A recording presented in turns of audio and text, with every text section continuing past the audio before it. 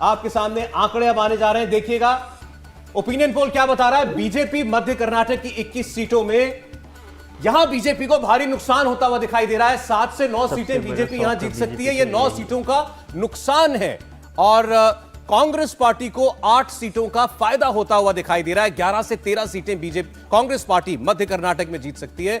JDS यहां पर game में नहीं है, ना पिछली बार थी ना इस बार है। अन्य में 1 सीटों का इजाफा हो रहा है। तो बीजेपी को जो 9 सीटों का नुकसान है उसमें 8 जुड़ रही है कांग्रेस में और 1 जुड़ रही है अन्य के अंदर। तो बीजेपी के लिए यहां एक मेजर डेंट आपको होता हुआ दिखाई दे रहा है। हैदराबाद कर्नाटक के बाद अब मध्य कर्नाटक से भी बीजेपी के लिए बुरी खबर है। 9 सीटों का नुकसान यहां भारतीय जनता पार्टी को होता हुआ दिखाई दे रहा है। कांग्रेस पार्टी के लिए एक और रीजन से अच्छी खबर, 8 सीटों का फायदा मध्य कर्नाटक में बीजेपी को हो सकता है। यह हमारे एग्जिट पोल में हमें पता लग रहा है। 11 से 13 सीटें यहां कांग्रेस पार्टी निकाल सकती है। और इसके साथ ही देखिए 93 सीटों का यह एग्जिट पोल आपके सामने आ चुका है और गैप बढ़ता जा रहा है कांग्रेस और बीजेपी के बीच में।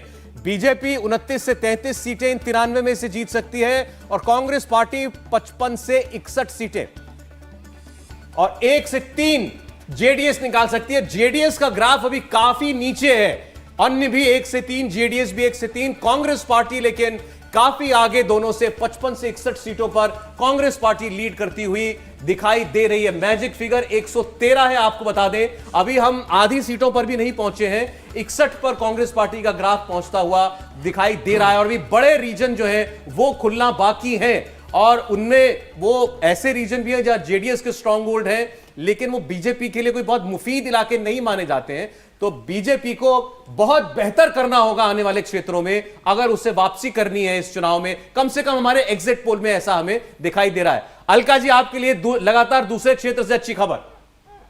बिल्कुल सौरभ जी, ये बेंगलोर से 300 किलोमीटर दूर पड़ता है शिवमोगा और मैंने उस सफर किया, वहां गई, वहां 2 दिन बिताए और ये वही जगह है जहां पर हिजाब विवाद शुरू हुआ था।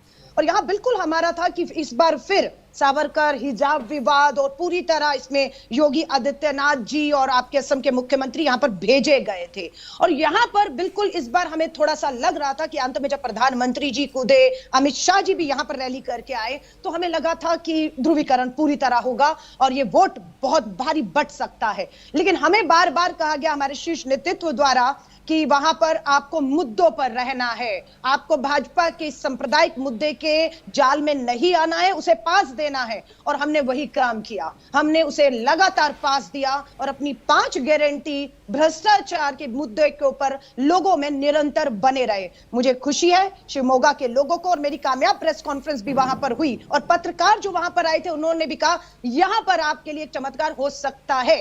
ये अभी चुनावों से 1 हफ्ता पहले की मेरी प्रेस कॉन्फ्रेंस है, 2 दिन रही। वहां पर हमारी दीपा दास मुंशी जी को वहां का प्रभार दिया हुआ है शिवमोगा का, और वो भी लगातार वोटिंग वाले दिन भी आज तक वहां पर नजर बनाए रखी। मेरी उनसे बात भी हो रही थी, उन्होंने भी कहा कि हल्का वोटर जो है वो बिल्कुल कांग्रेस की तरफ आ रहा है, भाजपा के संप्रदाय के एजेंडे को उसने नकार दिया है। मुझे खुशी है कि आपका अब अलका जी सवाल यह है कि संप्रदाय का एजेंडा चला नहीं या इनके फेवर में नहीं चला और आपके फेवर में चल गया।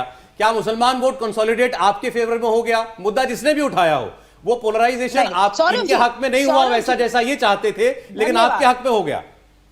सौरभ जी, अब ये जो राजनीति कर रहे थे या तो इनको लाभ होना था या इनको नुकसान होना था। हम जो राजनीति कर रहे थे हम उस पर अडिग रहे, हम मुद्दों के ऊपर राजनीति करेंगे, है ना, और हम अडिग रहे और उसका हमें फायदा हुआ। भाजपा को नुकसान बिल्कुल हो रहा है। ठीक है, आप दोनों का जाने का समय हो रहा है तो मैं उनका जवाब, इसका जवाब ले लूं सुधांशु जी से। सुधांशु जी, पत्ता आपने चला, कार्ड आपने चला, फायदा इनको हो गया क्या?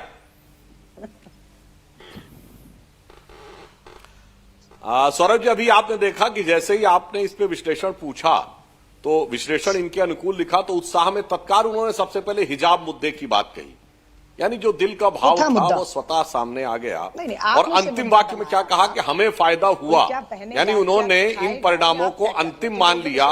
ये नहीं कहा कि हमें होता दिख रहा है, उन्होंने हुआ मान लिया।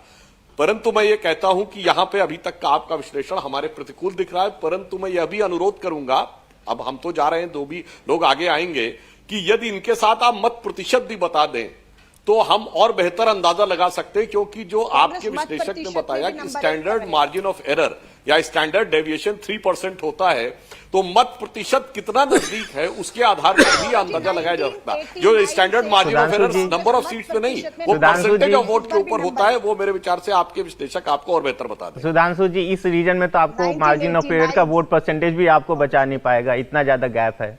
आप देखिए पिछली बार से आपको कितना ज्यादा नुकसान है, आप खुद समझ सकते हैं कि कितना ज्यादा खराब है पार्टी की हालत। देखिए सर, यहाँ पे जो बीजेपी के लिए जो मुसीबत थी, बीजेपी ने यहाँ पे कैंडिडेट सिलेक्शन में बहुत ही गलत किया था। दूसरी बात, जो येदियुरप्पा यहीं से आते हैं और येदियुरप्पा को हटाना जो था एक तरह का बीजेपी के लिए, जैसे ना पंजाब में कांग्रेस ने अमरिंदर सिंह को हटा के सेफ गोल किया, वैसे बीजेपी के लिए स्थिति है। वहाँ के बीजेपी ने एक स्टैब्लिश जो सबसे बड़े नेता उसको हटा के एक ऐसे लीडर को ले आया जिसको ऐसा कोई मास अपील है नहीं अभी जो इनके सीएम है जी। तो इस वजह से जो बीजेपी को खासकर सबसे ज्यादा इस रीजन में इस वजह से नुकसान हो रहा है। इंडिया टीवी हर वक्त हर जगह डाउनलोड करने के लिए सर्च करें India TV news Google play store या ऐप स्टोर पर।